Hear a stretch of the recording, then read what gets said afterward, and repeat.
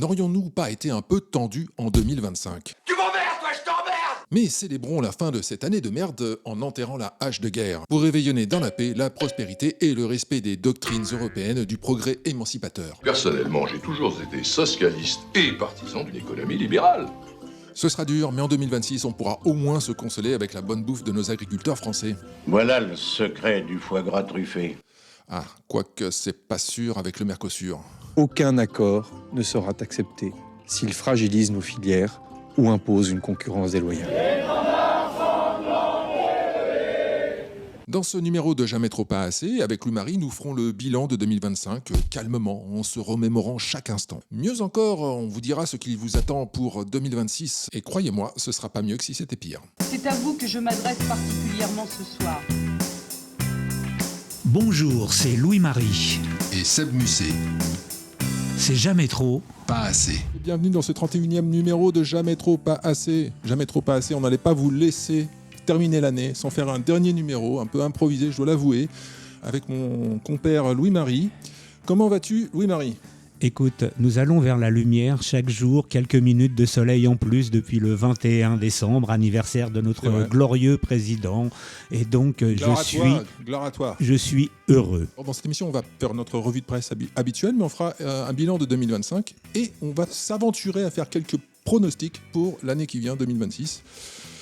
On peut déjà faire un pronostic pour la semaine prochaine. Voilà. Et en attendant d'attaquer ce gros morceau, on passe sur l'édito, et un édito qui commence sous les meilleurs auspices. Si tu veux nous parler d'effondrement, je crois. Ouais, que retenir de cette année, mon cher Seb, alors que le monde sombre dans une folie désordonnée ? Le nom du ministre de l'Agriculture ou celui de l'Éducation nationale ? La guerre en Ukraine qui n'en finit pas, ou la guerre contre les peuples et la liberté d'expression qui prend une nouvelle forme plus explicite ?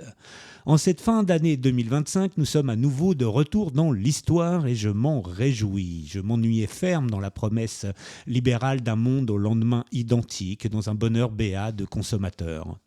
Sauf que l'UE se braque, se raidit. C'est le devenir boomer de l'Europe, continent vieillissant, le nihilisme chimiquement pur qui veut sacrifier demain pour conserver le confort d'aujourd'hui. Nous vivrons des jours heurtés, angoissés, catastrophiques, mais l'effondrement n'est pas un problème, il est la solution. C'est beau comme dit Steven Seagal. Merci Louis-Marie. On passe tout de suite à la revue de presse. Ouais, j'ai testé la presse. Oui. Elle est pourrie. Oui, mais ça c'est pas nouveau, c'était pas la peine de faire un test conforme, c'est depuis longtemps. On va faire le point qui s'impose, le point sur le fait social majeur de cette fin d'année en France, en tout cas, la colère des agriculteurs. On en a parlé lors de la dernière émission. On avait dit, d'ailleurs, je ne sais pas si tu te souviens, Louis-Marie, que Noël serait le test. Noël serait le test. Si ça tenait à Noël, ça pouvait tenir beaucoup plus longtemps.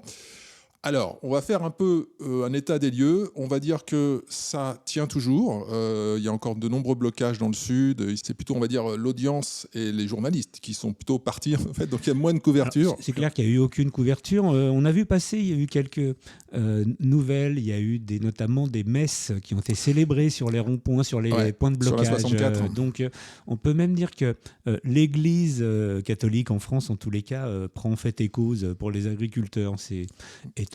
Ouais. Alors nous, on s'était quitté juste avant on supposait que le Mercosur allait être signé au moment où on faisait notre dernière émission. Voilà. Et il s'est trouvé qu'en fait, ça a été repoussé. Au 12 janvier. Au 12 janvier. En gros, ça veut dire, les ploucs nous font chier, on va partir en vacances en Thaïlande et on verra ça après, quoi.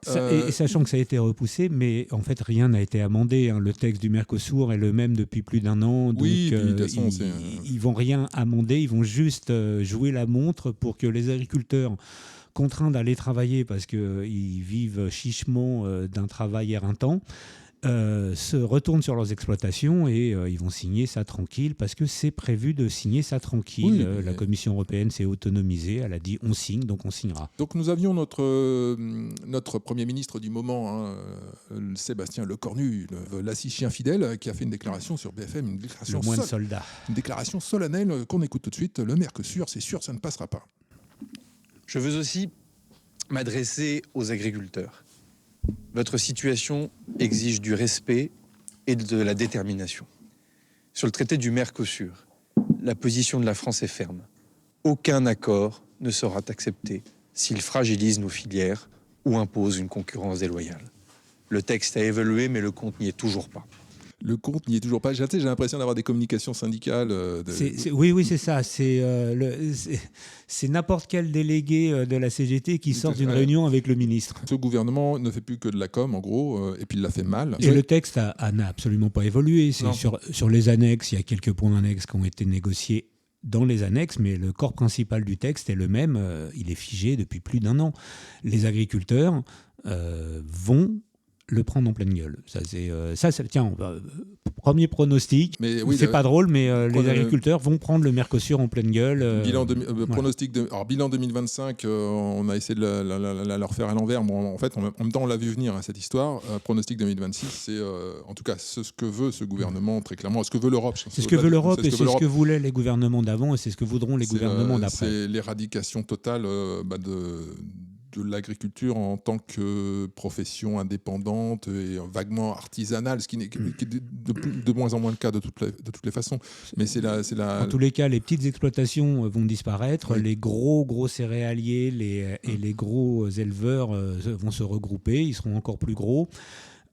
Avantage, c'est qu'on pourra maintenir des prix bas parce qu'en fait, la donne économique est la suivante. En fait, ce que l'on mange n'est pas assez cher. Clairement, ce qui permet donc de maintenir des salaires bas puisqu'on mange en fait du pas bon mais du pas cher surtout.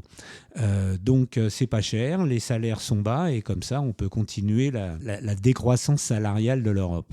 Donc on va faire le bilan un peu de ce qui s'est passé cette semaine. On a eu des très très belles images sur le front des agriculteurs en France cette semaine. On a eu à la préfecture de La Rochelle les agriculteurs qui ont enlevé le drapeau européen et l'ont remplacé par un mannequin pendu. On a eu bien sûr à Bruxelles les affrontements.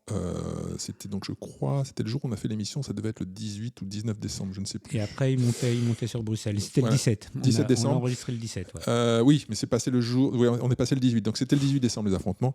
Donc on a eu des images d'agriculteurs qui foncent au tracteur sur les forces de l'ordre. Enfin bon, c'était assez massif. Ça a été d'ailleurs pas mal relayé au niveau mondial. Je l'ai vu sur pas mal de comptes étrangers. On a eu plus proche de nous à Blois les tracteurs de la coordination rurale qui ont résisté au Centaure, les imposants blindés de la gendarmerie nationale qui nous coûtent, je ne sais plus, 800 000 € pièce, je crois, un truc comme ça. Il y a eu bien sûr tous ces ronds-points occupés un peu partout en France. À Aubagne, nous avons eu des moutons lâchés par la coordination rurale du 13, des moutons lâchés dans une zone commerciale. Eh ben... Tu te demandes qui est le mouton d'ailleurs. Évidemment, l'image forte, c'était ces paysans qui chantent la Marseillaise, un genou à terre devant les policiers. Est-ce que vous vous rendez compte de la gravité de ce que vous avez fait chez nos collègues en arrière? Nous, on n'ira pas à l'affrontement. Et quand l'État commence à taper les gens s'il est nourri, c'est grâce. Alors, aidez-nous à terre.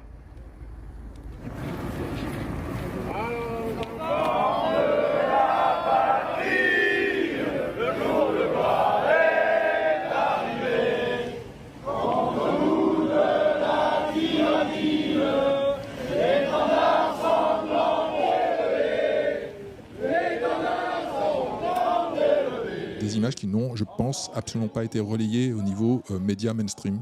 Je peux me tromper, mais ils chantaient faux. Oui, c'est vrai.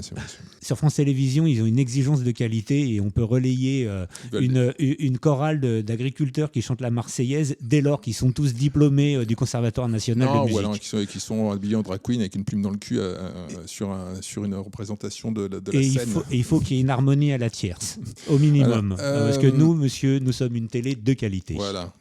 De qualité. Un service public. Tout ce qu'on peut dire, c'est nous, on les soutiendra tant qu'on peut à notre modeste mesure, et je pense qu'on peut les soutenir de toute façon. Moi, là, c'est une règle d'or. Je n'achète plus aucun aliment qui n'est pas produit en France. Il y a ça, et puis on le répète, on avait dit dans la dernière émission, suivre les saisons, aller autant que faire se peut, faire son marché, aller chez un maraîcher. J'ai appris récemment que maraîcher sur le marché, c'est un statut qui est encadré. Il faut que le maraîcher propose plus de 80% de sa production doit être la sienne. D'accord. Quand il y a écrit maraîcher sur le marché, ça ne vient pas de Rungis. D'accord, voilà. Je ne savais pas. Voilà, donc allez voir le maraîcher de votre marché si vous avez le temps, si vous en avez l'occasion. Puis manger les légumes de saison qui viennent de chez lui, donc local, français, ça va être très cher.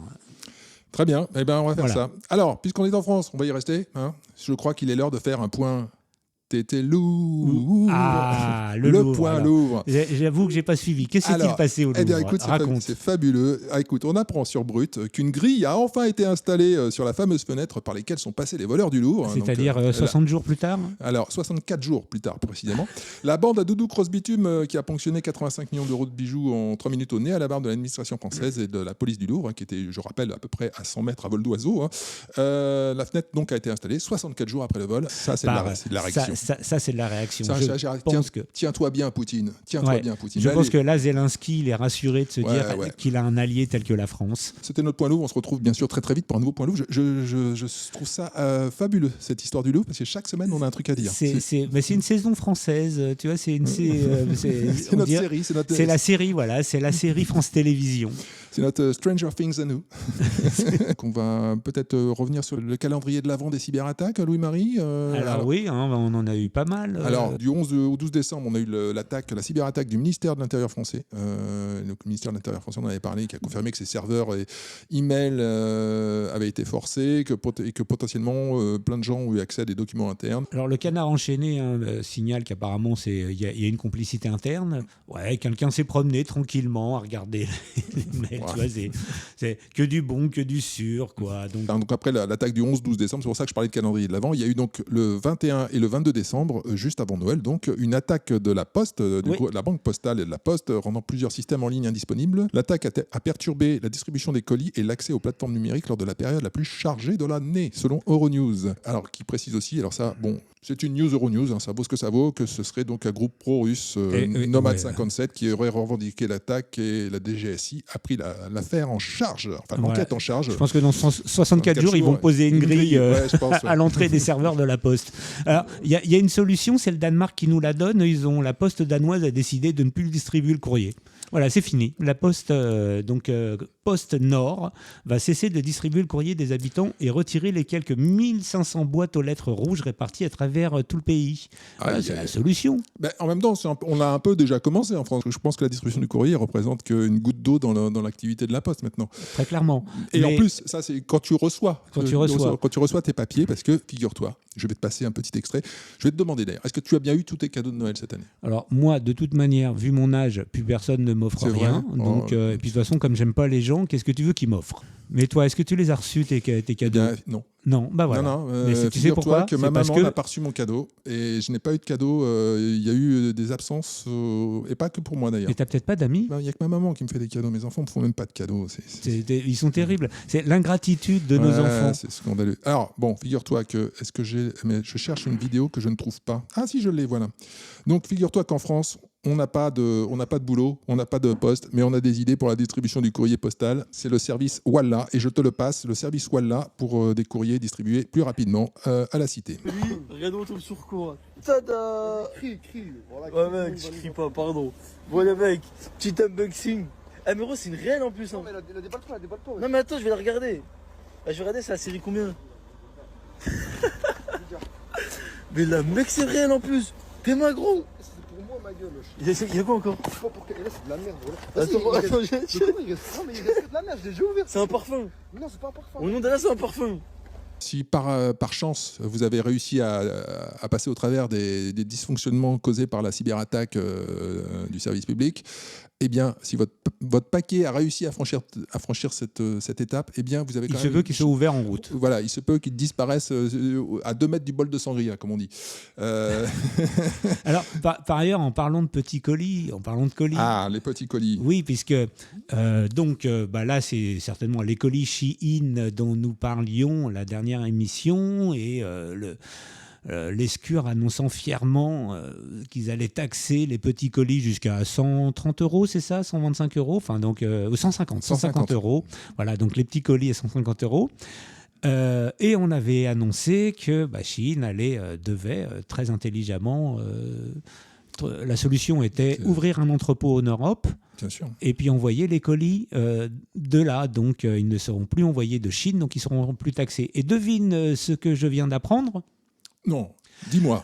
que nous avions raison, puisque c'est un gigantesque centre de distribution de 740 000 mètres carrés que les Chines a ouvert en Pologne. Alors, je prononce mal, Wrocław. Bref, voilà, ils viennent de l'ouvrir, alors 740 000 mètres carrés, et puis les Chinois, ils ne sont pas emmerdés, ils l'ont robotisé. Je suis content de savoir qu'ils nous écoutent. Ouais, notamment, alors on notera surtout qu'entre le moment où l'annonce de la taxe a été faite et le moment où Chine a communiqué sur l'acquisition de ces gigantesques entrepôts en Pologne, il s'est passé exactement 6 jours. Je rappelle qu'on a mis 64 jours pour poser une grille sur la fenêtre du Louvre. Ouais. Alors en fait, je corrige, si ça devrait générer 5000 emplois. Quand même. Il s'avère que là où ils sont, il y a déjà Amazon, Zalando, Alibaba, donc tu vois, ils se sont réunis entre eux, ils sont déjà sur place. Mais oui, eux, 6 jours pour ouvrir un entrepôt de 740 000 mètres carrés robotisé, 64 jours pour déposer une grille. Une belle grille, elle est belle. Elle est belle. C'est une belle grille. C'est peut-être pour ça que ça a pris long, parce qu'il a fallu réunir la commission. Je pense. C'est un monument historique. C'est un monument historique, donc c'est une grille. Il a fallu trouver l'architecte des monuments de France. On a de la chance que ça soit passé en 2025 en plus. Je pense qu'ils sont allés au plus vite là. Je pense qu'ils ont réagi à mort. C'est passé en référé. Parce que normalement, ça prenait 6 ans cette histoire. Voilà. Nous aimons notre pays. Et son administration pantagruélique. Qui aime bien châtie bien. Puisqu'on parle d'administration et puisque je constate une fois de plus que tu as sauté une étape dans le conducteur de cette émission, pourtant grandement préparée. C'est une émission qui mais je trouve que ça allait bien. Oui, c'est vrai, ça tombait bien. Ça tombait bien. Moi, je parle d'administration, donc qui parle d'administration parle OQTF. Et puisqu'on parlait... ce sont nos petits colis à nous, les OQTF. On n'arrive pas à les renvoyer chez eux. Et comme nous sommes parisiens, nous allons parler de la meilleure façon de célébrer Noël à Paris. Non, à Paris, on ne célèbre pas Noël avec une crèche devant la mairie, car ce serait du fascisme.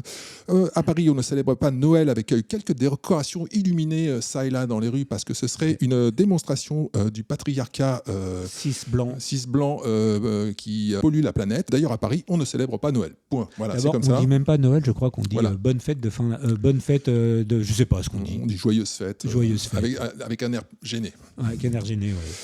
Et non, à Paris, Noël est un jour comme un autre, et c'est à ce titre que l'année 2025 se conclut exactement comme elle s'est déroulée à Paris, par une attaque au couteau, par une OQTF multirécidiviste. Qui a été libéré parce que il serait, la carte joker mentalement dérangée. Voilà, c'est ça. Il a été conduit. Alors, il était libéré. Il a été conduit dans une infirmerie psychiatrique et sa garde à vue a été levée. Ça s'est passé à la station Arts et Métiers, donc pas très loin d'ici, le vendredi 26 décembre à 16h45, en pleine journée donc. Un Malien a distribué des coups de couteau à tout va, notamment sur 3 filles. Il a agressé quelqu'un d'autre à une autre station. C'est pas ça le patriarcat, non? Parce que nous qui sommes complètement reconstruits patriarcalement parlant, on distribue pas des coups de couteau. Donc, est-ce que la vue d'un couteau me provoque des hauts le cœur? Donc c'est ça. Je ne peux pas. Moi, je trouve ça terriblement castrateur, le couteau. Oui, non. On pourra noter quand même qu'on voit que les municipales approchent, car les candidats PS à la mairie de Paris, pour une fois, ont parlé de ce fait divers. Donc, on a David Belliard, candidat à la mairie du 11e, qui avait bien fermé sa gueule pour Philippine et Lola, qui a déclaré qu'il regrettait qu'on ne prenne pas plus en charge les personnes mentalement fragiles. Il est gonflé parce que il est membre d'un parti qui, au gouvernement, en a eu de cesse, et Sarkozy, Hollande et les autres, de balancer la santé psychiatrique. Fermer des lits, ils ont tout cassé. Donc maintenant, les dérangés, ils sont soit en tôle, soit dans la rue. Mais ils sont plus à l'hôpital. Mais de toute façon, on en avait déjà parlé avec Célina et dans d'autres émissions. Tu fais rentrer des gens qui viennent de pays où ils ont été traités, souvent des pays en guerre, des pays où il y a eu des atrocités, des pays. Bon, je parle même pas des codes culturels qui sont pas les mêmes et tout. Enfin, on a quand même quand tu fais venir des gens comme ça, tu laisses entrer sur ton territoire des gens qui ont vécu des situations traumatiques quasiment toute leur vie. Il ne faut pas espérer qu'ils se comportent normalement, enfin, on va dire normalement dans la société. À Paris, dans le nord de Paris, du côté de Porte de la Chapelle, le Stalingrad qu'on a longtemps appelé Stalingrad, et la colline au Crac du côté de la Porte de la Chapelle, qui est régulièrement vidée par les CRS avant de revenir. Il y a le jardin Éole. Enfin, on a toute une population très massivement issue de l'immigration qui a sombré dans le crack, et ils sont dans un état à la fois physique et psychique absolument déplorable. Donc, il trouve un couteau, il plante. Il n'y a aucun souci. Oui, déjà, et puis, donc, il y a comme tu dis, donc, les effets de la drogue, la position souvent, là, c'est pas un hasard, le mec, il a encore attaqué des femmes. Donc, c'est souvent, ils ont aussi un rapport à la femme. Oui, c'est d'ailleurs très souvent des hommes qui nous arrivent. Pourquoi on n'a jamais parlé de l'émigration des femmes ukrainiennes. J'ai été étonné parce que ce genre d'histoire, en fait, très vite, elle passe.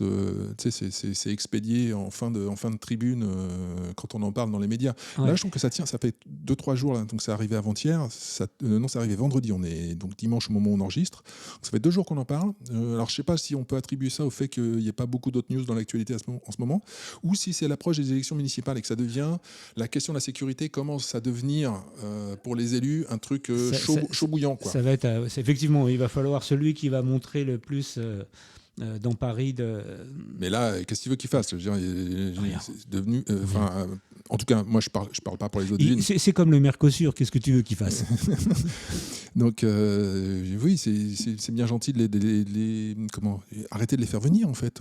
Si j'ai un souhait pour 2026, c'est qu'on commence vraiment à gérer la question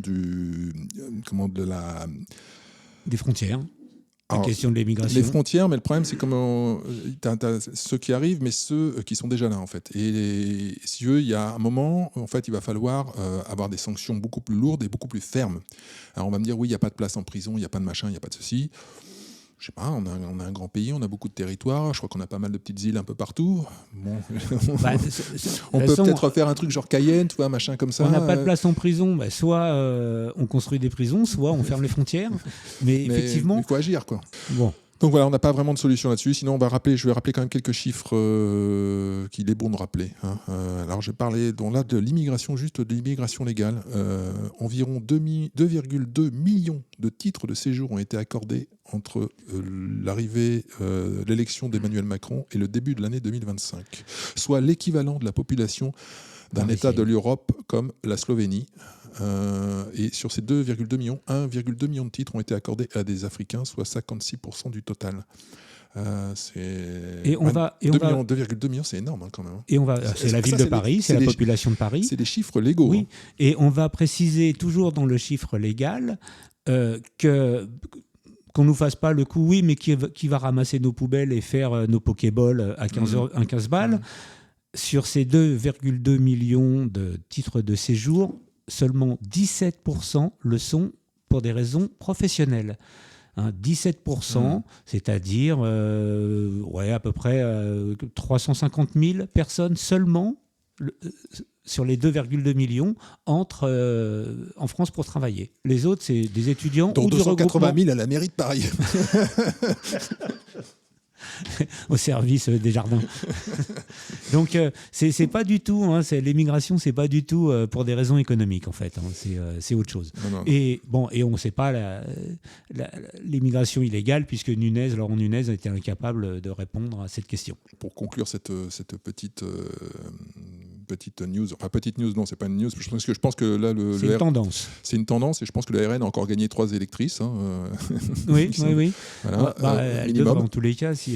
Et donc on va citer notre glorieux leader le 9 juin 2025 au sommet de l'ONU. Certains préfèrent pendant ce temps-là brainwasher sur l'invasion du pays et les derniers faits divers. Sur ce, nous allons faire un point France Télé. On ne représente pas la France telle qu'elle est, mais on essaie de représenter la France telle qu'on voudrait qu'elle soit. Alors Louis-Marie, je sais que tu as suivi assidûment ou avec assiduité. Avec assiduité. Les commissions parlementaires sur l'audiovisuel public et tu vas donc nous en parler. Qu'y a-t-il de nouveau? Alors j'ai suivi de manière assidue, sauf la dernière que j'ai pas vue. Ah, tu ne seras pas payé cette semaine. Non, j'ai passé 4 heures avec Cohen et Legrand quand même. Ouais. La vache. C'est pas du masochisme. Non, parce qu'en fait, on avait dit au début avec Delphine Ernotte, on s'endormait, ça commençait à être tout mou, mais ça s'est énervé, Ils sont vénères, eux. Ça s'est énervé au niveau de Cohen et Legrand. Parce que la Cour des comptes, ils sont roués, ils ont réussi à enrober le truc et à endormir tout le monde. Ernotte aussi, et avec Sybille Veil. Voilà, là ça commençait à s'exciter un petit peu. Alors, qu'est-ce qui se passe ? Il se passe que Charles Laloncle, le rapporteur qui est à l'origine de cette commission, a manifestement pissé dans la fourmilière et Ça n'arrive pas quand je bois mon café. Putain. Et tout le monde est parti. Enfin, tout le monde s'énerve. C'est clairement. J'ai juste suivi les communications un peu enragées de Patrick Cohen, j'ai vu qu'il portait plainte. Voilà, il porte plainte dans tous les sens. Il porte plainte dans tous les sens, a commencé contre le journaliste de l'incorrect, qui a filmé. Voilà, ils sont toujours à dire c'est le respect de la vie privée. Alors il a envoyé un courrier, il ne se remet pas à Patrick Cohen, il a envoyé un courrier à la commission et il dit « Je déplore vivement avoir dû défendre mon impartialité et ma rigueur face à des accusations qui en étaient si dépourvues », écrit Patrick Cohen dans sa lettre envoyée aux députés de la commission. Il émet un doute sur l'utilité de son audition et sur la sincérité de la démarche de cette entreprise. Donc j'ai vu l'audition de Patrick Cohen et je souligne que Charles Aloncle est particulièrement bien renseigné et qu'effectivement il suit son trajet, à savoir qu'il a bossé et que quand il pose des questions, il les pose, et puis quand on lui dit oui, je me souviens pas, il retrouve le texte, il dit mais voyez, c'est écrit. Donc effectivement, il fait son boulot, il fait un boulot de journaliste. Il fait le boulot que les journalistes ne font plus, avec un droit de réponse, ce que les journalistes n'utilisent plus sur les plateaux. Donc il y a une scène où Cohen lit le texte de son édito, mais sauf qu'il y a entre le texte de l'édito et l'édito, il y a un petit mot en plus. Il a parlé de néo-nazi. Donc, il n'est pas dans le texte de l'origine, mais il est à la télé. Alors, il dit « Oui, moi, je ne l'ai pas écrit. » Oui, mais vous l'avez dit. Enfin, il a été bousculé. Charles Aloncle n'hésite pas à les bousculer. Conclusion, on a vu que Yael Braun-Pivet est montée au créneau tout de suite pour menacer de sanctions le rapporteur, ce qui est quand même super gonflé, et que le président de la commission a suspendu les convocations. Donc en fait, il a suspendu la commission pendant les vacances. Voilà, c'est comme les agriculteurs. Bon, on verra en Gérard Leplouc pendant toute la rédaction de France Télé est en vacances en Thaïlande. Ça sert à rien de les convoquer. Ça va ruiner nos vacances, donc on va attendre le 15 janvier. C'est ça que ça veut dire. Alors moi j'ai noté, j'ai suivi de loin, mais j'ai quand même suivi quelques interventions et notamment, alors je vais parler d'elle tout de suite, comme ça sera fait parce que tu m'as lancé sur la suspension. On a retrouvé notre chère députée Europe et Écologie Les Verts, Sophie Tallier-Polian, dont on avait parlé à l'époque qui est dans la commission et qui est particulièrement virulente contre le rapporteur. Contre le rapporteur. Et il faut savoir que cette Sophie Tallier-Polian, elle était déjà, on en avait parlé, à l'époque de la suspension de C8, parce que c'est elle qui est à l'origine de tout le pataquès et de la pétition contre Bolloré, contre CNews, contre C8, et qu'elle a été, elle a fait ça alors j'ai vu en association avec, à l'époque, la directrice du mouvement, Latifa Oulkouir, du Bondi Blog. Voilà, je cite au passage. Donc le 18 décembre, cette Sophie Tallier-Polian elle se déclare extrêmement choquée par les questions partiales et insupportables du rapporteur de la première audition de la commission d'enquête. C'est une véritable chasse aux sorcières. Les méthodes dignes du macartisme du rapporteur sont indignes. Cette commission d'enquête doit s'arrêter. Si on continue comme ça à dresser les listes des gens avec leurs opinions politiques et de manière totalement biaisée. Alors, cette même Sophie Tallier-Polian déclarait en 2024 au sujet de CNews et C8. CNews est devenue une chaîne d'opinion et on ne peut plus être considéré comme une chaîne d'information, comme l'indique sa convention avec l'ARCOM. Voilà, c'était la nature de sa pétition. Elle a fait tout pour faire interdire cette chaîne et elle a réussi. Donc, en termes de macartisme, je crois que on a affaire à une experte maîtrise 5 étoiles. Mais il faut croire que cette députée a été entendue, puisque le 23 décembre, donc la commission parlementaire a été suspendue pour 15 jours. Alors, il y a une analyse de Philippe Fabry qui est intéressante à ce sujet. Donc, lui, sa thèse est que nous sommes dans une période pré-révolutionnaire en France et que dans ce type de période, d'un point de vue historique, on s'en prend à ce qui constitue notre nouveau clergé, c'est-à-dire la télé publique, les médias officiels sont le clergé de nos sociétés libérales ou pseudo-libérales. Donc là, on est en période révolutionnaire et on commence à tirer sur les curés que sont les Cohen-Legrand, qui sont effectivement nos gardiens moraux, ceux qui nous disent quoi penser. Il n'y a pas que, mais en tout cas, c'est ceux le plus en vue, parce qu'ils sont un peu multimédia, en fait. Multitâches. Ils sont un peu partout. Mais c'est marrant ce que tu dis, parce que sur le clergé, parce que je ne sais pas si tu te souviens, il y a 15-20 ans, en fait, l'ennemi juré, c'était TF1, en fait. Oui, c'était Bouygues, c'était... Il y a eu aussi la période Silvio Berlusconi, qui a été marrant, aussi... Jamais le service public a été mis en cause comme ça, jamais. Non. Mais en même temps, il a jamais... Alors, il y avait déjà des débordements, je veux dire... Il y avait une certaine tenue. Ouais, mais il y a l'histoire des animateurs producteurs qui se font des centaines de millions d'euros Parce que de la Nagui, rue. il a traversé Non, mais tout ça. il y avait Arthur, je ne sais pas si tu te souviens des années El Kabash, il y a eu l'histoire Oui. d'Arthur, il y a eu de la rue, tout ce qui de la rue. Tout ce qui s'est mis dans les poches et dans le nez, ouais. Ouais, on l'oublie. Donc il y avait déjà eu des scandales, mais ça n'avait pas entaché à ce point-là la crédibilité du service public. Alors que là, vraiment, je pense que maintenant tu fais là, ils ont sorti un sondage d'opinion, les gens sont attachés au service public. Alors c'est peut-être vrai, et je pense que c'est peut-être pour ça qu'ils sont aussi violents et méchants envers le service public. C'est-à-dire que c'est pour ça aussi, je pense, tu vois, qu'on est aussi méchants envers Macron. C'est parce qu'on a encore une haute image. On est attaché à Emmanuel Macron, t'es en train de me dire? Non, on a une haute image de la responsabilité de la fonction présidentielle, et je pense qu'on a une autre image de ce que doit être le service public, et je pense que plus personne ne veut le laisser aux mains de ces gens, en fait. Alors, il faut signaler que le service public, en tous les cas la télévision, il se passe ce phénomène sur toutes les télés, hein, c'est que l'audience vieillit, en fait. Airnote n'a absolument pas réussi à rajeunir ça, c'est ce que les auditions montrent, c'est que Delphine Ernotte n'a absolument pas réussi à rajeunir l'audience de France Télévisions, puisque là, je crois que l'âge moyen est de 65 ans dans ces eaux-là. Hein, c'est typiquement un truc de boomer, la télé. C'est l'offre linéaire. Linéaire. Donc, et encore. Donc, encore 10 ans et l'audience de France Télévisions sera morte. Ah non, mais dans 10 ans, il n'y a plus de France Télé. Non, mais ça, quel que soit le pouvoir en place, je pense que ce truc-là n'existera plus sous cette forme dans 10 ans.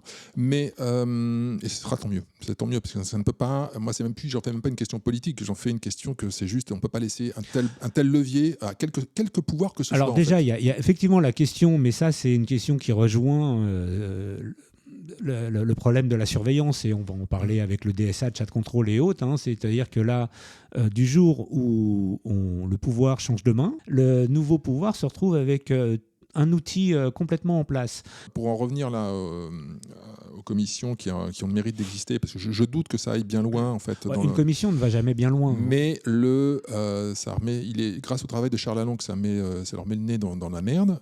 Ça contribue en fait à exposer ce que tout le monde pressent. De toute façon, tu regardes les programmes. Hein, s'il y a moins vraiment d'être lobotomisé, tu vois bien ce qui se passe, quoi. D'ailleurs, on note que sur la période de suspension de la commission va bizarrement avec la publication de certains rumeurs ou de certaines choses sur Charles Lalonde, qui aurait été le modérateur Facebook d'un groupe raciste et qu'il aurait eu une modération un peu molle. Voilà, et puis qu'il a pris un verre avec le beau-frère de la comptable de l'ex-belle-sœur de Jean-Marie Le Pen en 1978. C'est la contre-offensive contre le messager.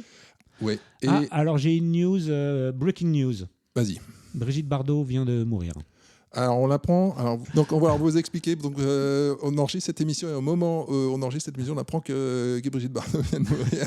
91 ans. Ce qui a l'avantage de nous permettre de nous faire une rubrique culture en fin d'émission spontanée. Complètement. Voilà. Pardon, excusez-moi. J'ai tout coupé. D'autant qu'on allait parler du mépris. On allait parler du mépris. Donc on va. Écoute. Et tu sais quoi ? Nous sommes des professionnels. Et tu sais quoi, Brigitte Bardot, je l'ai connue. Tu l'as connue ? Ben oui. Mais tu l'as connue comment ? J'habitais dans le même village qu'elle. J'ai connu quand j'étais gamin. Ok. Voilà. Donc moi je l'ai connue. C'était la grande sœur que tu aurais bien aimé te taper. Non, même pas. Non. En fait, je ne connaissais pas l'actrice. Moi, j'ai connu Brigitte Bardot, la personne. Je ne savais pas que c'était une actrice. Ok. Donc j'ai des souvenirs d'elle quand j'étais gamin, parce que je la voyais faire ses courses et ma mère me disait tiens, c'est Brigitte Bardot, machin. C'est une partie de mon enfance, parce que je la voyais souvent. Ok, bon voilà. C'est breaking news. Complètement de déraper total, je sais même plus de quoi en parler. Tu fais chier. Hein. Je vais encore devoir passer 3 heures à monter des conneries. Donc on en était sur Charles Lalonde qui se fait en back to France Télé. On ne représente pas la France telle qu'elle est, mais on essaie de représenter la France telle qu'on voudrait qu'elle soit. Donc Charles Lalonde qui se fait progressivement démonter, tracher son image, notamment par le HuffPost, l'armada des médias progressistes à la solde. Les signaleurs de confiance, vraisemblablement. Oui, je pense qu'ils vont lui trouver un truc. Ça dure jusqu'à quand cette commission, tu le sais ? Alors il y a encore quelques mois, puisque ça va reprendre. Donc je sais pas, mais je crois qu'il y en a encore pour 4 mois. Ah ouais, donc on a quelques émissions. Jusqu'aux élections, donc. Oui. Moi, j'attends le moment où oui. ça va jointer au niveau politique, parce que ça va arriver. Hein. Je veux dire, ça pue la connivence, mais depuis le départ, cette histoire, je dis entre le PS et ELV, et c'est des gens, PS et ELV, qui misent très très fort sur les élections municipales. Les élections municipales, c'est au mois de mars. Le PS, c'est effectivement un gros bas de laine dans le municipal. Hein. Ouais, donc ils ont également un gros bas de laine à l'Arcom et à France Télé. Donc voilà, ça va être intéressant à suivre, et on suivra ça pour vous. Donc pronostic, dans 3 mois, élection municipale. Pronostic des élections municipales ? Tu veux qu'on fasse ça tout de suite ? Non, mais il va y avoir les élections municipales et donc on va voir un certain nombre de choses qui vont un petit peu éclater. On va s'amuser, là. Les émissions à venir vont être politiques. Puisqu'on parlait de Patrick Cohen, on va faire une petite pause et on va écouter la mère d'Elias, donc cet adolescent qui a été poignardé vers la Porte de Vanves il y a presque un an. Porte d'Orléans, il y a presque un an, et on écoute la réaction de la mère d'Elias qui réagit à la façon dont a réagi Patrick Cohen à l'antenne de France Inter. On écoute. Patrick Cohen, dans son édito politique sur France Inter, en parlant de la décision du Conseil constitutionnel, alors je vais lire ces mots, a dit « Après la mort tragique du jeune Elias, tué à coups de machette pour avoir refusé de donner son portable. » En fait, ce que fait Patrick Cohen, c'est qu'il prend parti et qu'il manipule l'information et le meurtre d'Elias en décidant lui-même, alors qu'on ne connaît pas encore la vérité, que Elias a refusé de donner son téléphone. Il réalise un biais cognitif, c'est-à-dire qu'il sous-entend que si Elias avait donné son téléphone, il ne serait pas mort. Ce que fait Patrick Cohen, c'est quelque chose qu'on connaît bien. Une femme violée, si elle n'avait pas porté une mini-jupe, elle n'aurait pas été violée. Donc pour nous, les parents d'Elias, 5 mois après la mort de notre enfant, entendre Patrick Cohen, qui est censé être un journaliste rigoureux, on voit là qu'il ne l'est pas, qu'il est médiocre, tenir de tels propos, pour nous, c'est indécent. C'est indécent. Voilà, c'était donc la mère d'Elias sur Patrick Cohen, donc un médiocre. Voilà. C'est le problème, effectivement, là, ça avait déjà été souligné, c'est que les parents d'Elias, ce ne sont pas des prolos qui comprennent pas, qui s'expriment mal. Elle est claire, elle est posée, elle parle de biais cognitifs, c'est extrêmement construit. Et d'ailleurs, je reviens sur le passage entre Charles Aloncle et Patrick Cohen, ça portait sur l'affaire Crépol, sur l'édito. Oui, sur Mathieu. Voilà, sur Thomas, pardon. Sur Thomas, sur l'édito qu'il a écrit, dans lequel ensuite il parle de néo-nazis, mais il n'a pas écrit. Voilà, donc c'était juste pour boucler. C'était la boucle des médiocres. Voilà, la médiocratie. Ça me fascine toujours ça chez les processus de conformité morale, intellectuelle, parce qu'au départ, Patrick Cohen, Thomas Legrand, tout ça, ce ne sont pas des salauds, ce ne sont pas des gens de ce sont des gens de qualité, en fait. Mais c'est simplement, ils sont dans un système de pensée et il faut montrer tel truc et faire preuve faire allégeance. Et en fait, ils deviennent comme ça et ils justifient. Ils arrivent à justifier le système dont ils sont eux-mêmes les victimes, en fait, puisque je pense Noam pas... Chomsky a beaucoup traité ce type de fonctionnement. Et clairement, il explique que tu n'entres pas dans ce système-là en étant contre ce système-là. Donc, dès lors que tu y rentres, tu te conformes.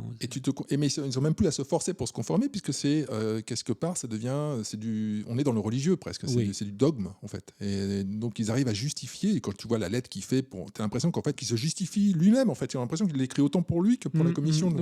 C'est fascinant. Voilà. On va passer au gros morceau. Enfin, le gros morceau, je sais pas si le gros morceau, là, totalement improvisé. On va faire notre bilan 2025. Prépare-toi, Louis-Marie. Bilan 2025, prospective 2026, après ce merveilleux jingle que je vous passe tout de suite. Au revoir.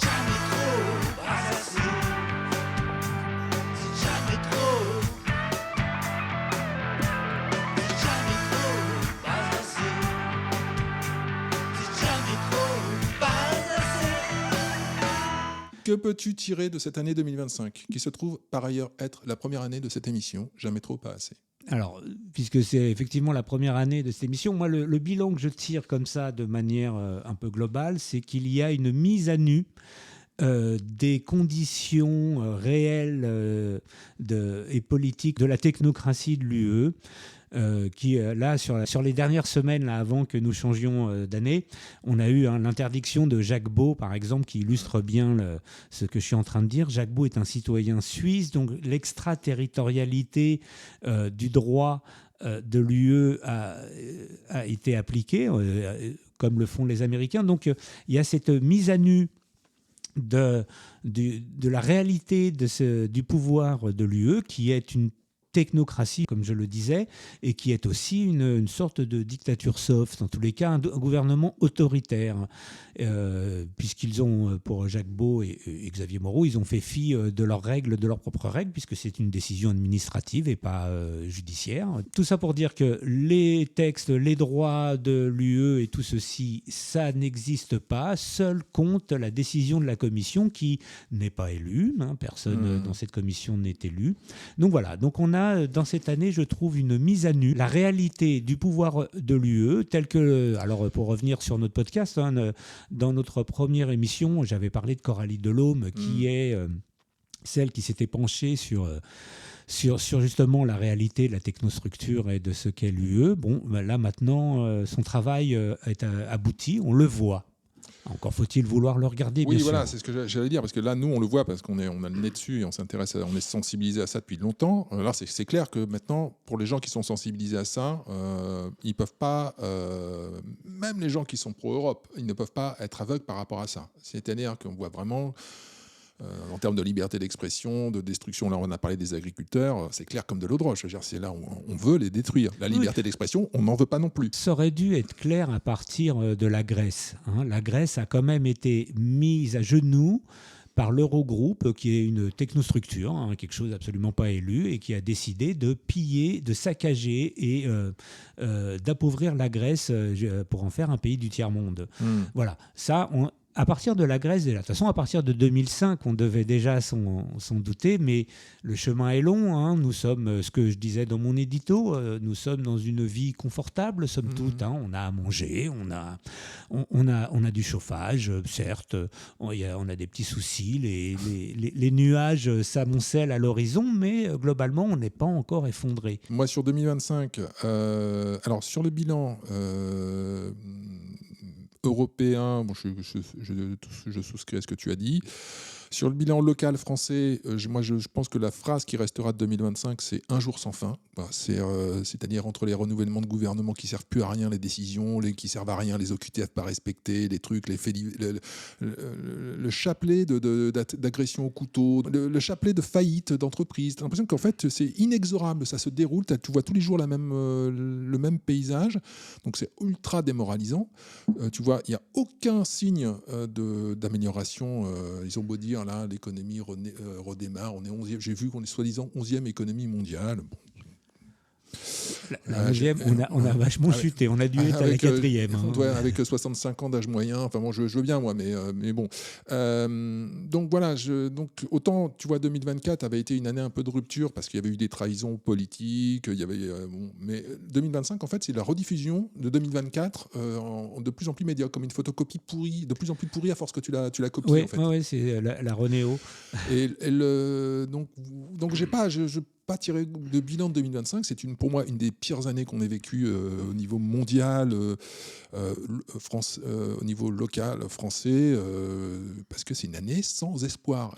On commence à tous prendre conscience, tu parlais d'effondrement, qu'on ne va pas en sortir de cette histoire. Il n'y aura pas... Il y aura pas de happy end.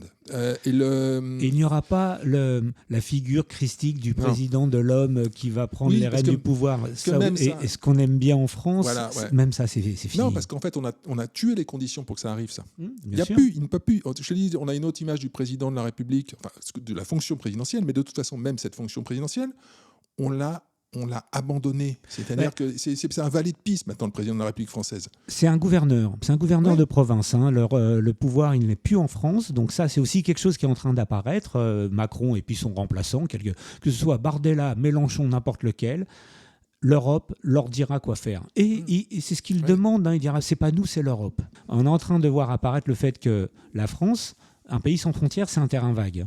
Donc on est en train de devenir un terrain vague, ça se voit, dans lequel des sortes de zombies sous crack qui traversent et qui se servent de ce qui leur tombe sous la main. Voilà. La seule lueur d'espoir qu'on peut avoir là-dessus, alors ce ne sera pas pour 2026, je ne pense pas, mais on en parlait lors de la dernière émission, c'est que dans ce marasme, on peut très clairement déceler que la fin de l'Europe, en fait. C'est-à-dire que oui, on a sur les 5 années à venir. Ce machin va mourir. Ce machin va mourir, d'autant que son principal chef, enfin, c'est pas son chef, hein, c'est puisque l'Europe est un vassal, c'est un vassal des États-Unis, et que là, clairement, les États-Unis ont décidé qu'ils ne voulaient plus de ce vassal. On va en parler avec Thierry Breton. Et que l'Europe n'a strictement rien, c'est-à-dire que pas d'énergie, pas d'industrie, que ce qui reste de l'industrie en Allemagne, par exemple, est en train de, faute de l'énergie pas chère du gaz russe dont ils se sont passés, l'industrie allemande est en train de sérieusement s'effondrer, et l'Europe continue à pondre de la norme parce que ce qu'elle sait faire, c'est pondre de la norme, et notamment le fait d'abandonner les voitures thermiques d'ici 2035. Ouais, ça veut dire que c'est un suicide parce que la Chine a déjà la réponse, hein, ce sont les voitures chinoises 2 fois moins chères qui sont prêtes. L'Europe n'a strictement rien matériellement pour survivre, et puis on ne mange pas des principes et des vertus morales. Oui, moi je dirais 4, 5, 6 ans, entre 5 et 10 ans. Je sais pas, je peux pas te dire l'échéance. Et l'UE restera. Hein. Oui, non, mais je peux pas te dire l'échéance, et je peux pas te dire surtout les modalités, parce que ça peut passer par une guerre, ça peut se passer très mal en arrivant jusque là, mais par contre la finalité, je la sais. L'UE, c'est fini. Voilà. Moi je le verrai, peut-être mes enfants, mais voilà. Non, mais je pense qu'on verra l'UE. Je pense qu'on le verra. Il restera une commission européenne qui continuera de pondre des lois, parce que les administrations finalement ne meurent jamais. Il reste des administrations où il n'y a plus que 3 personnes qui travaillent et qui ne meurent jamais. Donc l'UE va rester dans cette forme, mais ça va être un truc, les pays vont s'autonomiser. Alors prévision à long terme, la fin de l'UE... Ça, c'est la prévision à long terme. Alors pour 2026, par contre, sur un niveau français, je ne vois absolument pas aucun événement qui va corriger la spirale de la loose dans laquelle on est enfoncé. Hein. Je pense que même le chômage va augmenter. Vu le nombre de faillites là, qui se sont accumulées cette année, je vais passer les graphiques, c'est une année record. Je crois que plus de la moitié des chefs d'entreprise ne se versent aucun salaire actuellement. Le salaire médian en France est à 2200 €, c'est-à-dire 3 fois moins qu'aux États-Unis, ou voire 4 fois moins qu'aux États-Unis. Le PIB par habitant de la Pologne va être supérieur à celui de la France d'ici 10 ans. Enfin, je ne sais pas si les Français se rendent compte en fait, de l'état de misère dans lequel on plonge vraiment violemment. Dans laquelle nous sommes. Et dans laquelle on est déjà en partie, mais c'est édulcoré parce qu'il y a un peu d'argent magique. Hein, il y a la dette. Il y a la dette qui recouvre. Et puis, on reste encore dans une situation confortable. Oui, mais la banque va arrêter de faire crédit. Hein. Je pense qu'il y a un moment... Mais surtout, en plus, si on veut prêter de l'argent à l'Ukraine, à Zelensky, parce que cette fuite en avant dans la guerre, là, on est dans une forme de fuite en avant par la guerre, hein, pour nier le réel. Oui, c'est le projet. Donc, le projet, c'est ça, c'est le faisons la guerre. Hein. Mais on va faire par rapport à l'Ukraine, c'est un peu la vision qu'on a par rapport à l'immigration, c'est-à-dire qu'on veut passer pour un phare les lumières en fait de ce monde. En fait, c'est pour ça qu'on aime bien faire venir des peuples, généralement des populations qu'on estime inférieures à nous. Hein. Des gens qui sont en difficulté financière ou difficulté sociale. Voilà, on veut pas de l'immigration de qualité. On veut pas d'immigration choisie, par exemple. On veut de l'immigration basse. Mais en fait, il se passe la même chose avec l'Ukraine. C'est-à-dire avec ce positionnement-là par rapport en se créant cet ennemi russe, en fait, on se donne le beau rôle. On est contre le fascisme. On adore être contre le fascisme en France, à n'importe quel prix, quitte à être fasciste. Hein, on en avait parlé, là, les antifas sont les nouveaux fascistes, disait Pasolini. Donc on ne va pas faire de pronostic pour 2026. On peut en faire quelques, parce qu'on a quand même une échéance électorale. Donc les municipales, on en a parlé tout à l'heure. Voilà, on a les municipales. Donc dans 3 mois, ça va aller vite. Que va-t-il se passer à Paris, par exemple, puisque moi, j'aimerais bien qu'il se passe quelque chose à Paris. J'ai doute qu'il se passe quelque chose à Paris. Parce que, comme disait l'autre, Dati, on s'en occupe. Ce serait énorme. Alors moi, c'est comme à chaque élection à Paris. De toute façon, à Paris, les élections sont biaisées parce que tu votes. C'est un truc très spécial. C'est un truc très spécial. Donc les candidats sont pas élus. Enfin, c'est un truc. Hidalgo, par exemple, on critique beaucoup Hidalgo, mais c'est logique puisque aucun Parisien n'a voté pour Hidalgo. Jamais personne n'a voté pour elle. Déjà, les élections municipales à Paris, c'est tout récent. Hein. C'est arrivé bien après les autres. 75 ans à Paris, c'est voilà. Paris, c'est une principauté. Hein. Il faut le prendre comme une principauté, en fait. C'est une académie au niveau de l'éducation nationale. C'est un département. Tu vois, donc Paris, voilà, c'est une forteresse. Donc, mais ça va être intéressant. Ça va être intéressant, je pense, sur les villes, notamment genre des villes comme Nantes, Grenoble, toutes ces villes-là qui ont basculé bien à gauche, Lyon, je pense que Lyon ça va être intéressant, et qui commencent à en payer le prix fort. Ils commencent à trouver que oui, les poignards sont... Il y a un peu trop de couteaux et trop d'impôts, tu vois. Ouais. Il y a trop d'impôts par rapport aux couteaux, tu vois. C'est Nantes qui avait publié une appli qui avait, sur Android qui te donnait, quand tu es une fille et que tu rentres tard le soir à Nantes, et il te donnait les rues qu'il fallait éviter. Le Waze de la survie. Mais oui, non, mais Voilà. de toute façon, tu sais, moi j'ai des discours là avec mes filles. Hein. J'en dis, vous passez pas là à telle heure. Enfin, j'en ai déjà parlé. Hein. Oui, on a des...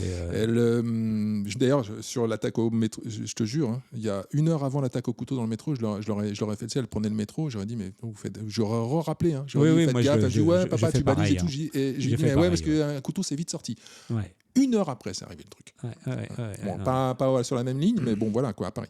Donc voilà, les municipales vont être très intéressantes à suivre sur ces villes moyennes et les grosses, à la fois les grosses villes et les villes moyennes. Il y a aussi, je pense, la confrontation PS-LFI qui risque d'être intéressante, puisque là, ils ont décidé de faire bande à part, de bander à part. Bon. LFI va partir à l'assaut d'un certain nombre et puis de communes que le PS veut, et le phénomène aussi qu'on a vu sur Saint-Ouen avec la candidate lesbienne de ELV. Oui, je pense que là-dessus, ils auront plus de problèmes. Ouais. Voilà, ils vont voir que l'inclusif et l'intersectionnel... Moi, tu sais, les guéguerres PS-LFI, je sais comment ça commence et je sais comment ça finit. Hein. Ça finit tous nos passarades. Front républicain. Voilà. Donc je les connais. Hein. C'est des mange-merdes les uns et les autres. Et ils ne sont pas à une compromission près. Je les ai vus à l'œuvre, on les a vus à l'œuvre, on les reverra à l'œuvre. Hein. Ces gens-là qui se détestent aujourd'hui, demain referont alliance pour aller battre les méchants fascistes, qui sont au passage presque socialement plus à gauche qu'eux d'ailleurs. Mais bon, très clairement. Mais on voit bien avec notre ami Manon. La lutte contre le fascisme est une raison d'être, et que même s'il n'y avait plus de fascisme, voilà, c'est ça. Ils recréeraient, ils vont créer le fasciste pour pouvoir vivre. Ouais, un générateur spontané de fascisme. Ouais. GSF. Il faudrait faire une ONG d'un signaleur de confiance. GSF, générateur spontané de fascistes. Voilà. Bon, écoute, alors, on a fait un peu le tour. Enfin, je sais pas si on a fait le tour, mais on peut pas vraiment faire de bilan de 2025 parce que c'est un jour sans fin, donc c'est compliqué de faire un bilan. Donc 2026, ce qu'on peut espérer pour 2026, c'est que ce jour sans fin s'arrête. C'est-à-dire qu'on bascule dans une autre séquence. Moi, c'est ce que je souhaite pour 2026. Il va s'arrêter, il devient intenable ce jour sans fin, parce que comme tu dis, on a 3500 milliards de dettes. C'est un jour sans fin. Un jour sans fin, c'est de la dette. Hein. Ça va être un jour sans tude, un jour. Oui, mais pour qu'il y ait un jour sans fin, il faut qu'il y ait une dette qui roule sur elle-même. Voilà, moi, j'attends le jour où tu sais, les allocs vont s'arrêter, ou tu vois, ça va être bon. On n'aura pas besoin de fermer les frontières le jour où la CAF sera en dépôt de bilan. Ouais, parce que en fait, malheureusement, j'ai l'impression qu'il n'y a plus que ça en fait, qui va faire bouger je dirais même pas les gens, mais qui va faire bouger un peu le game en fait, qui va shifter mentalement les esprits. Parce que là, mais la dette, elle est là pour ça. C'est pas une dette d'investissement dans l'avenir, c'est une dette de contrôle social. Oui, c'est ça. Et on est dans un mindset. Alors, c'est quasiment, je crois, dans la première émission, on en avait parlé. On est dans un mindset, parce qu'on dit, oui, alors t'as les mecs à gauche, ils disent, ouais, c'est la photo riche, t'as les mecs, ouais, c'est la photo immigrée, les mecs à droite, tu vois, bon, c'est un peu facile. C'est facile. C'est facile, parce qu'en fait, je le répète, on en a quasiment notre leitmotiv sur toutes les émissions, c'est qu'on est tous corrompus à un degré divers. Je passe déjà concrètement sur les salaires, sur les gens qui travaillent pour l'État, directement ou indirectement, ce qui est une masse colossale d'individus en France. Ce qu'on avait dit, seulement 40% des salariés sont des créditeurs. Voilà. Donc tout le monde touche. Tout le monde touche. Tu ajoutes les allocations des gens qui ne bossent pas, tu ajoutes les gens au chômage, tu ajoutes les trucs de l'ICAF, les machins, les trucs, les aides aux entreprises, tout le monde, les exonérations fiscales pour les riches, pour les moins riches, pour les trucs, ta femme de ménage exonérée, ton truc, ton machin. Donc bref, tout le monde est sous perfusion de l'État en fait, tout le monde, d'une façon ou d'une autre.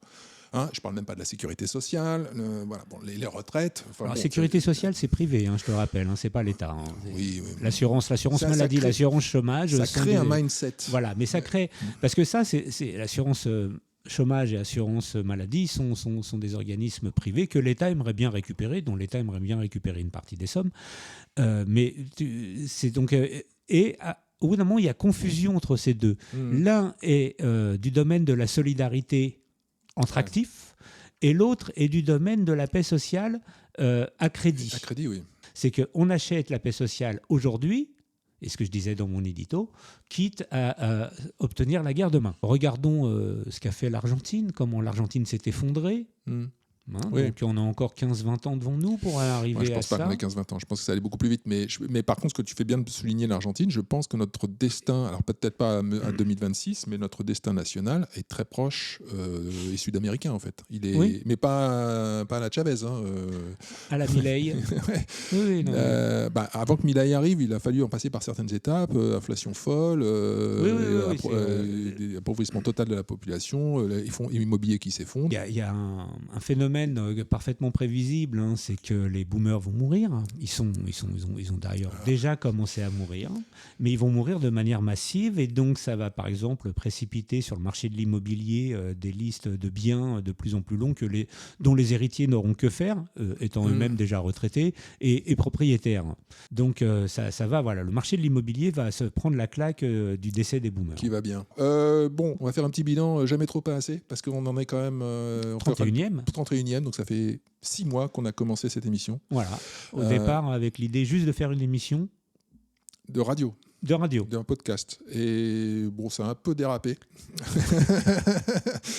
Maintenant, on se retrouve à faire des lives sur TikTok. Parce que oui, alors je précise à ceux qui nous regardent sur YouTube, donc cette émission est enregistrée, donc dimanche 28, c'est ça, dimanche 28 matin, mais qu'elle passe au moment de l'enregistrement en direct sur TikTok, sur notre compte TikTok. Donc si vous voulez voir les émissions en direct, en tout cas voir les coulisses, parce que c'est un direct un peu de briquet de broc. De briquet de broc, c'est pas du haut de gamme. Eh bien, abonnez-vous à notre compte TikTok, Jamais Podcast sur TikTok. D'ailleurs, vous pouvez vous abonner également sur YouTube, Jamais Podcast sur YouTube, ou les gens de TikTok, j'invite les abonnés de TikTok qui sont là à ma droite, allez nous rejoindre sur YouTube, Jamais Podcast, où ils verront les émissions en intégralité avec l'habillage, la musique, les extraits vidéo. Vous pouvez donc bien sûr nous retrouver également en version audio pour nous écouter dans le métro, entre deux coups de couteau, sur Ocha, Spotify, Deezer et Apple Podcast. Une fois que vous avez écouté tout ça, que vous trouvez ce duo d'animateurs d'une éloquence rare et fort à propos, et que vous voulez les aider pour passer à grandir, à passer des échelons technologiques, pour faire de vrais lives professionnels sur plein de plateformes à la fois, eh bien, je vous invite à aider ces deux animateurs en faisant un don sur notre Tipeee. Et nous remercions ceux qui l'ont déjà fait. Donc notre Tipeee, c'est pareil, c'est Jamais Podcast, donc tipeee.com, parce que vraiment ça nous aidera. Ne serait-ce que moralement.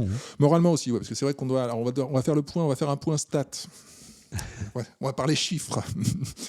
Alors, il faut savoir que cette émission, on a des paliers d'abonnés qu'on ne comprend pas très bien, en fait. Il y a certaines émissions qui marchent très très bien, mais qui marchent très bien sur certaines plateformes. Des fois, ça marche sur YouTube, des fois les segments marchent sur TikTok. Sur TikTok, il y a beaucoup de vues sur certaines vidéos, mais TikTok, c'est des vidéos courtes.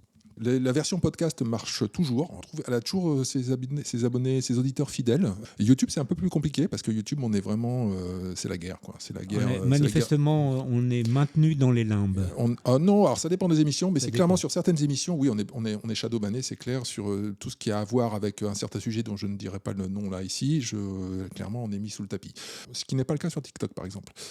Ouais. Voilà, je ne peux pas en tirer de conclusion, si ce n'est on va continuer ces émissions sous une forme ou une autre. Il y aura le bilan qu'on peut faire pour 2025, c'est qu'on a franchi la barre des 1000 abonnés. Alors, on a franchi la barre des 1000 abonnés sur YouTube. On va franchir, je pense, la barre des 1000 abonnés sur TikTok assez rapidement. Merci les amis de TikTok. Merci beaucoup. On va continuer cette émission dans la joie, la bonne humeur et le respect du Seigneur. Et des règles de l'état de droit. Voilà. Plutôt, parce qu'on n'est pas très respect du Seigneur.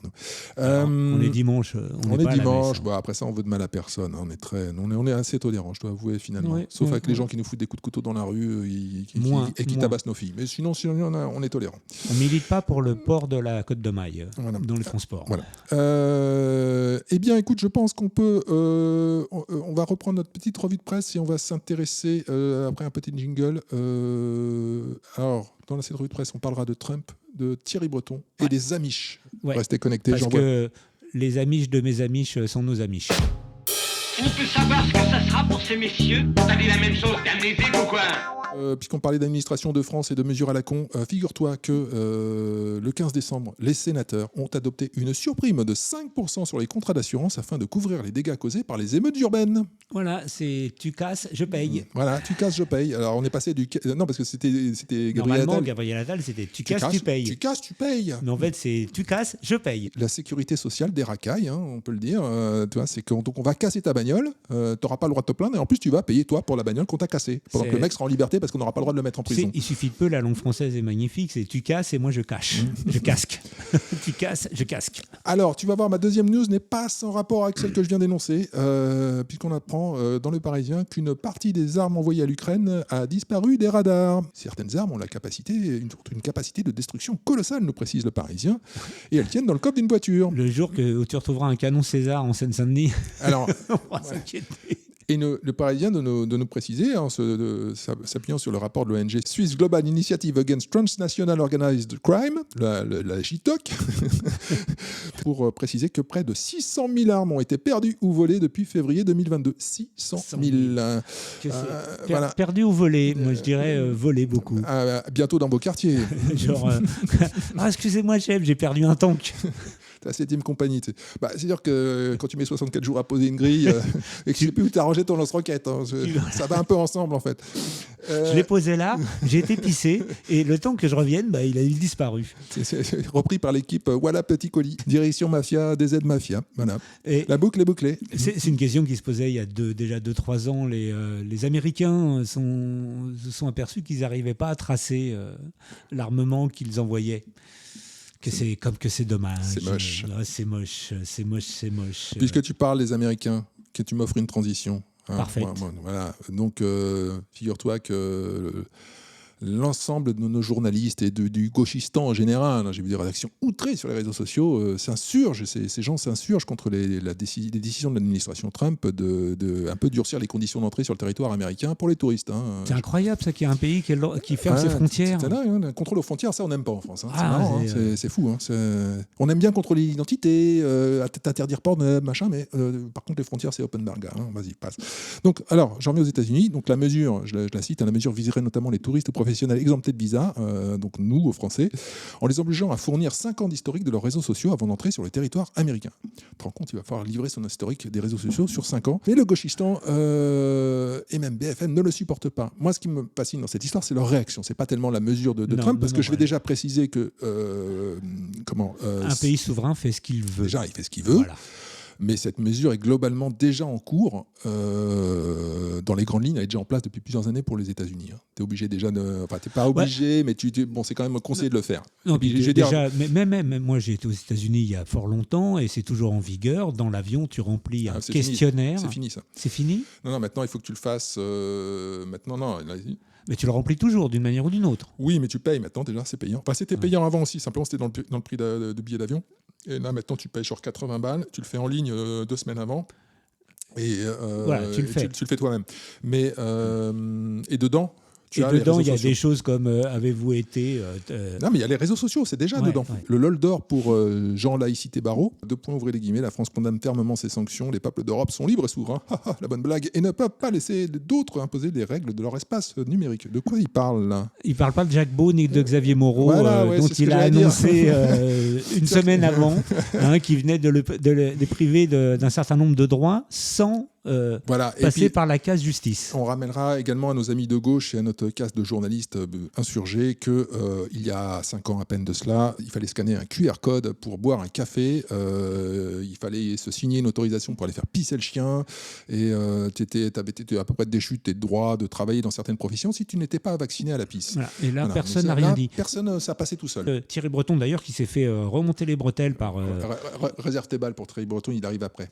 Ah bon, on n'en parlait pas tout de suite ? Non, parce que tu t'allais, puisqu'on était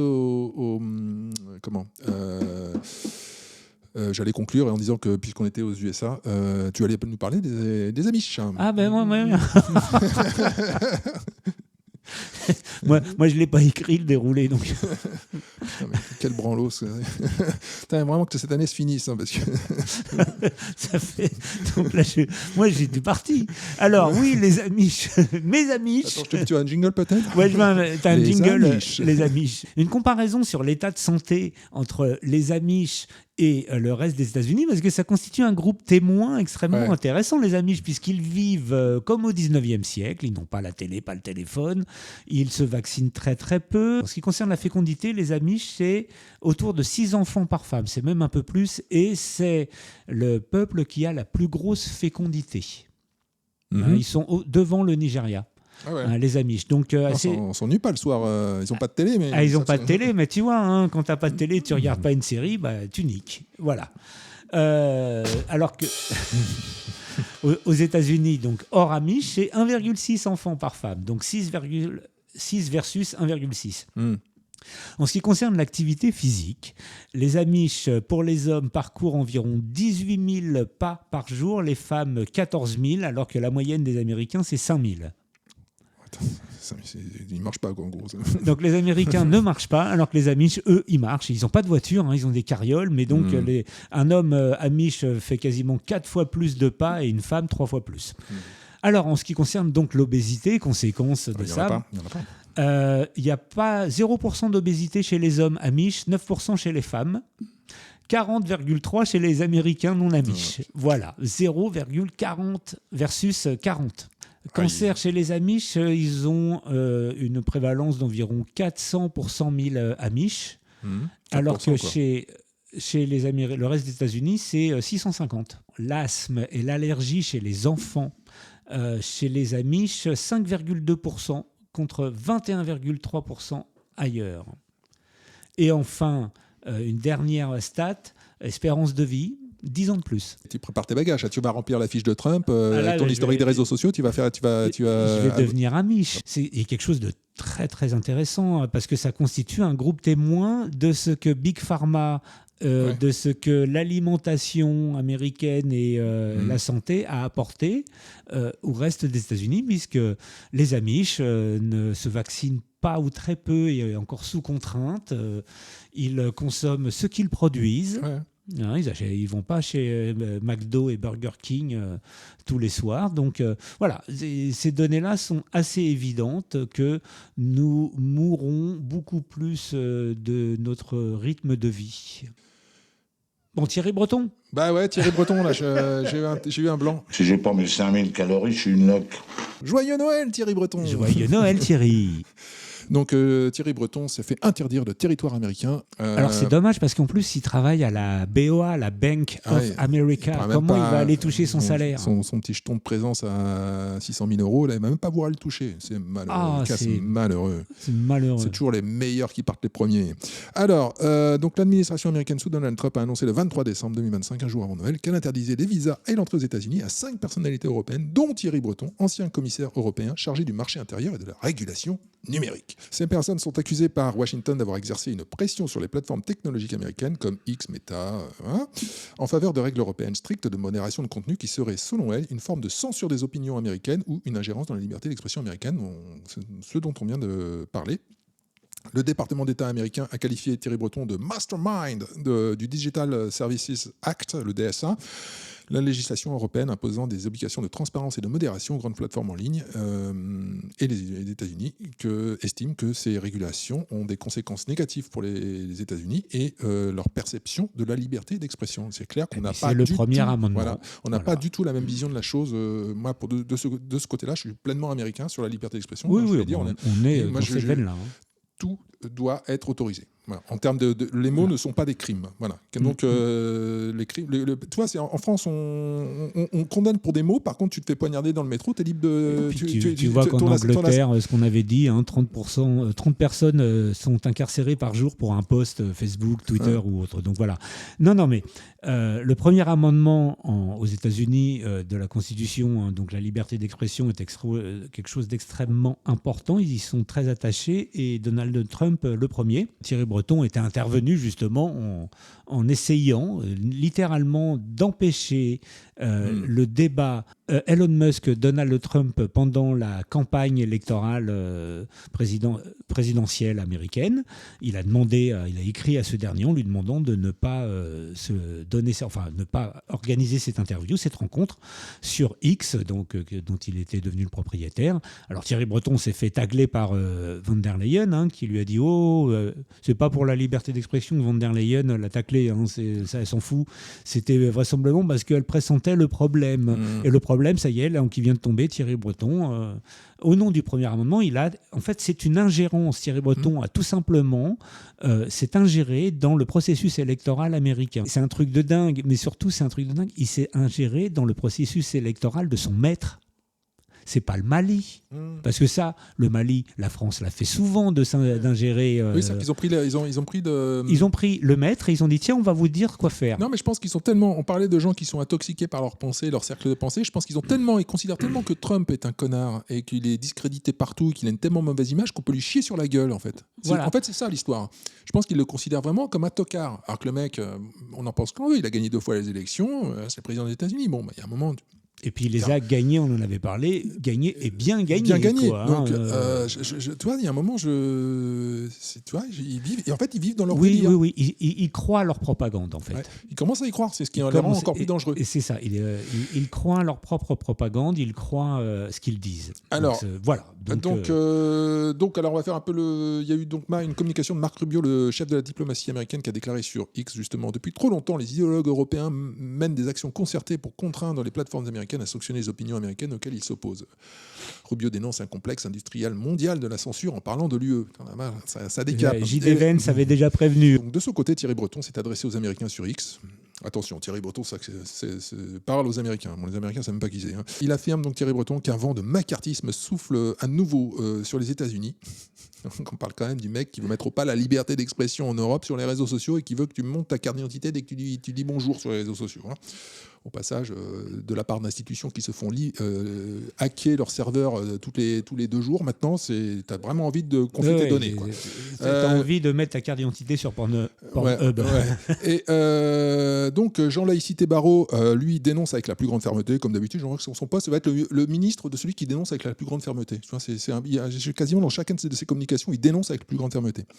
Donc, il dénonce avec la plus grande fermeté la sanction américaine qui interdit de visa l'ancien commissaire européen Thierry Breton. Gabriel Attal est outré, j'ai vu un post, il pleure et c'est simple, il refuse de prendre son goûter, c'est simple, il refuse. Il boira pas de coca à goûter. Et même Jacques Lang sur Facebook qui parle d'ignominie. Et Dieu sait qu'il s'y connaît. Donc c'est vraiment la mauvaise nouvelle pour la France. La liberté d'expression de nos élites est mise en péril à cause du grand méchant fasciste. Qu'en a dit Xavier Moreau et Jacques Beau. Et tout ça, ces gens-là, une semaine avant, se félicitaient d'interdire de couper tous leurs droits à Xavier Moreau et Jacques Beau. Qui est un Suisse, et répétons-le, ça annonce des beaux lendemains. Vivement 2026. Vivement 2026, 27. Nous sommes de retour dans l'histoire, ça va secouer, accrochez-vous. On avait d'autres nouvelles, mais on va faire court, parce que si on veut que l'émission soit diffusée cette année, je condense un peu tout ça. On va passer à ta rubrique des losers du rock. Alors, je rappelle, pour la rubrique des losers du rock... celle-là, c'est exceptionnel. Non, elle a été exceptionnelle, mais non, il n'y a pas d'exception. Okay. Voilà. Fasciste. Oui, comme ça, pas content, j'ai interdit de territoire chez moi. Tu es en train de me priver de ma liberté d'expression. Vous allez retrouver la rubrique des losers du rock, la célèbre rubrique des losers du rock que le monde entier attend, de Louis-Marie. Cette rubrique n'est disponible que pour nos abonnés podcast. Donc je vous invite à nous écouter sur Apple, Ocha, Spotify et Deezer. Et nous, sur YouTube, on se retrouve avec la rubrique culture. Et on fera un peu le bilan de l'année aussi. J'ai peur que nos discussions provinciales vous embêtent un peu. Tu veux dire qu'il s'est copieusement emmerdé? Ah non, pas du tout. Au contraire, ce récital de lieux communs et culés m'a tout à fait intéressé. Donc on est sur une rubrique culture totalement improvisée. Totalement improvisée, mais par contre dans l'actualité, puisqu'on vient d'annoncer que Brigitte Bardot... On vient d'apprendre. On l'a appris en direct sur TikTok et donc en différé sur YouTube, que Brigitte Bardot est décédée à l'âge de 91 ans, que tu l'as connue en plus. Je l'ai connue un petit peu. Un petit peu, et moi je voulais parler avant ça, il y a une petite rétrospective... sur Arte. De Piccoli. Michel Piccoli. Michel qui aurait eu Piccoli, 100 ans. qui aurait, voilà, c'est pour Ouais. commémorer le 100e anniversaire de sa naissance. Et puisque nous avions parlé du Prix du danger, un film de Yves Boisset dans lequel il intervient, on en avait parlé dans l'une de nos premières émissions. ouais. Voilà. Donc il y a le Prix du danger, il y a Belle de jour avec Catherine Deneuve, il y a Vincent, Paul, François et les autres, qui est de qui d'ailleurs ? Claude Sautet. Claude Sautet, voilà, que moi j'avais vu il y a longtemps. Et puis il y a alors il y a L'homme voilé, un des derniers, et puis Le point du jour qui est son premier film. D'accord. Et surtout, il y a Le mépris, d'après l'œuvre de Moravia, Ouais. et qui est avec Brigitte Bardot, qui vient de nous quitter, et de Michel Piccoli, qui aurait 100 ans aujourd'hui, Ouais, qui aurait enfin 100 ans. cette année. Je ne l'imaginais Voilà, pas cette aussi année. âgé. Donc oui, tu nous as cité des bons films. Là. Vincent, François Paul et les autres, ouais, à voir. Moi que j'avais... Très bonne scène de repas. Tu m'emmerdes, toi, je t'emmerde! Je vous emmerde tous avec vos dimanches, petit gars à la con! Merde! Alors, si vous n'avez pas vu Le Prix du danger, il est dans la sélection. Pour ma part, je trouve que c'est un des meilleurs rôles de Piccoli, même si c'est un film, on va dire un film... c'est un film d'auteur quand même, mais c'est un film un peu à part dans sa... Il y a eu un remake américain qui est sorti il y a peu, du Prix du danger. Running Man. Tous les remakes, on en avait parlé. Je vous renvoie, on a fait une émission, d'ailleurs, où il y a Piccoli qui est en affiche de cette émission. Je crois que c'est la En numéro... vignette, ouais, ça doit être la 2. La 2 ou la 3e émission qu'on a fait, qui n'est pas en vidéo d'ailleurs, c'est que de l'audio sur le podcast, où on parle de la carrière d'Yves Boisset et on parle assez longuement du Prix du danger. Chers amis, chers téléspectateurs, quelle émission! Quels instants inoubliables! Film très très intéressant, qui était très visionnaire pour l'époque, parce que donc c'est un film qui a plus de 40 ans et qui a vu... Et qui me semble se déroule dans des alors en décor réel. C'est un pays de l'Est, ça a été tourné en Lituanie ou je sais plus. En tous les cas, voilà, il y a des architectures soviétiques. Ouais. Merci Louis-Marie, je crois qu'il est temps de se dire... Allez ficeler les paquets et emballer la joncaille. Et voilà, une de plus dans la boîte, j'ai envie de dire. J'ai faim. Oui. C'est dimanche midi. Merci Louis-Marie pour être venu au Débeauté célébrer cette fin d'année. Merci à toi Seb. Pour une émission totalement improvisée avec des breaking news en plus qui surviennent comme ça. On n'était pas habitués, on n'a jamais eu ça encore. On n'a jamais eu, mais écoute, maintenant que j'ai un retour presse direct, voilà. Je vais remercier nos amis qui nous suivent sur TikTok. Ils sont en direct, ils sont là. Merci à vous. On se retrouve très vite la semaine prochaine, je pense, donc en 2026, à l'année prochaine. Déjà, donc, pour une nouvelle émission de Jamais Trop Pas Assez, avec de nouveaux chroniqueurs. Depuis le temps que j'en parle, ils vont quand même finir par arriver. Il va falloir qu'ils s'achètent une voiture, des chroniqueurs. Des chroniqueuses en l'occurrence. On se retrouve bientôt. Voilà. Je vous invite à nous suivre sur tous nos réseaux sociaux, puis à nous faire, si vous avez aimé l'émission, à nous aider, à nous soutenir sur le Tipeee de l'émission à Jamais Podcast. L'année prochaine. Jamais Trop Pas Assez. Et rappelez-vous, une opinion n'est pas la vérité. À bientôt les amis. Tchuss. Au revoir.